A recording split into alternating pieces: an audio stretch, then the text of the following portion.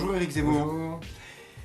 Abdelaziz Bouteflika pourrait bien faire un 5e mandat, c'est en tout cas son souhait, ou celui de ceux qui le soutiennent en Algérie. Et pour vous, cet homme, c'est un résumé de l'histoire de l'Algérie indépendante?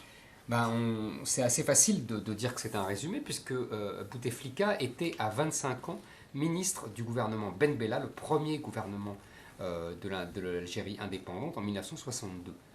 Il était d'ailleurs une des vedettes de la Dolce Vita algéroise, car il y a eu à l'époque une Dolce Vita algéroise, ça paraît inimaginable aujourd'hui.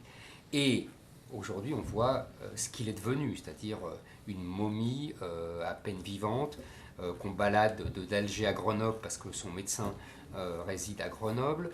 Il n'est absolument plus capable de gouverner. On sait bien que derrière, c'est son frère et puis la camarilla de militaires et d'affairistes qui est derrière.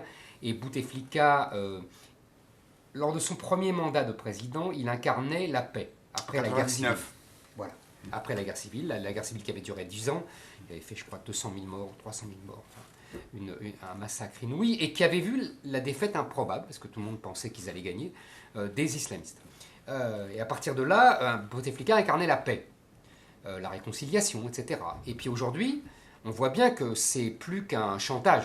C'est Bouteflika, ou sinon vous aurez de nouveau la guerre civile. Sinon, si vous ne votez pas pour Bouteflika, et les Algériens se révoltent contre ce chantage qui ressemble au célèbre Moi le Chaos du général de Gaulle. Aujourd'hui, c'est ça l'alternative, effectivement.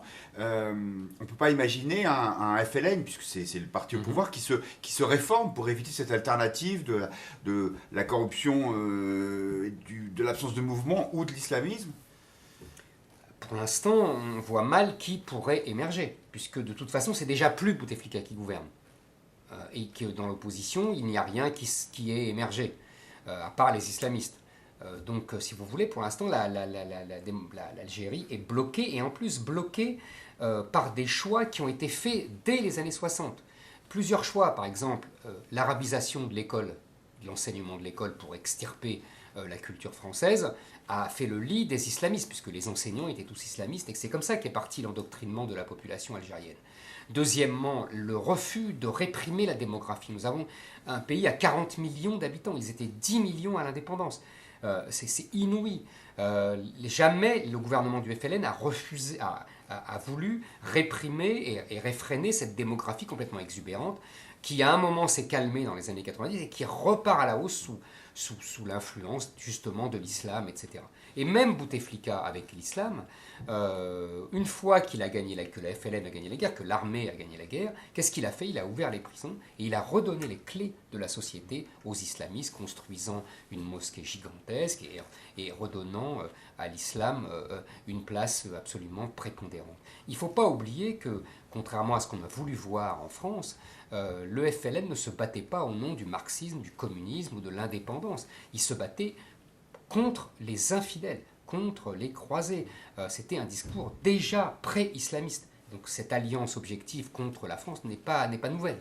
Et le problème, c'est que cette crise qui vient en Algérie, c'est aussi un vrai sujet pour la France à cause de l'immigration. Mais c'est un sujet absolument terrifiant. C'est-à-dire que comme nous n'avons jamais abrogé les accords d'Évian de 62, qui donnaient des privilèges aux Algériens pour venir en France, nous avons au contraire accumulé les lois qui permettent aux Algériens de venir légalement en France.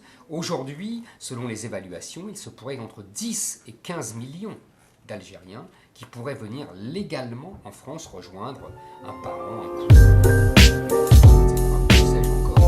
C'est absolument délirant. Merci Éric Zemmour.